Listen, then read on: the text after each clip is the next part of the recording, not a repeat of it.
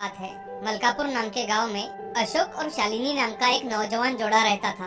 दोनों ही बड़े मेहनती थे। हमेशा सुबह जल्दी उठकर घर के सारे काम किया करते थे और अपने खेत में जाकर मेहनत करते थे। अशोक और शालिनी को दो बेटियां थी, जिनका नाम था ज्योति और संध्या।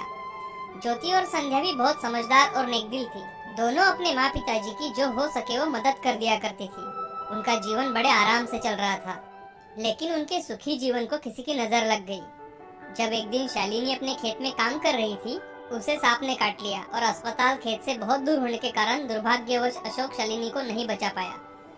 उसने बहुत कोशिश की, लेकिन नाकामयाब रहा। अब अकेले अशोक के ऊपर ज्योति और संध्या की जिम्मेदारी आ गई थी। उसे कुछ समझ नहीं आ रहा था कि क्या करे। दोनों लड़कियों को संभालकर उसे खेत में भी जाना पड़ता था। तभी अशोक के मामा विजय और पत्नी कमला अशोक के घर आते हैं और अशोक से कहते हैं, देखो अशोक, तुम ज्योति और संध्या का तो ख्याल रख लोगे, लेकिन क्या तुम्हें नहीं लगता उन बच्चियों को माँ की जरूरत है? और जब दोनों बेटियां बड़ी होकर ससुराल जाएगी, तब तुम भी तो अकेले पड़ जाओगे।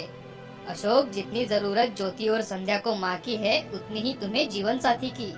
मेरी बात मान लो और तुम दूसरी शादी कर लो। अशोक सोच में पड़ जाता है और एक बार अपनी बाजू में चुपचाप सहमी बैठी दोनों मासूम बेटियों की ओर देखता है। उसके आंखों में आंसू आते हैं। उसे शालिनी की बहुत याद आ रही थी। ये बात विजय समझ जाता है कि अशोक क्या सोच रहा है। अशोक, मैं तुम्हारी भावनाओं को समझ सकता हूँ, लेकिन अब जो हुआ है उसे तुम और हम चाहकर भी तो नहीं बदल सकते।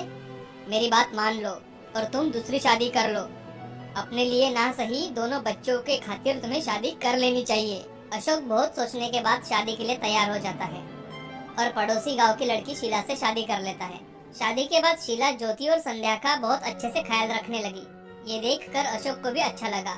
उसे हमेशा ये डर लगा रहता था कि कहीं शीला उसकी बेटियों से सौतेला व्यवहार ना करे, लेकिन ऐसा बिल्कुल नहीं था। ज्योति और संध्या भी अब शीला के साथ अच्छे से घुल मिल गए थे। सब कुछ अच्छे से चल रहा था। अशोक भी ये सब देखकर बहुत खुश था।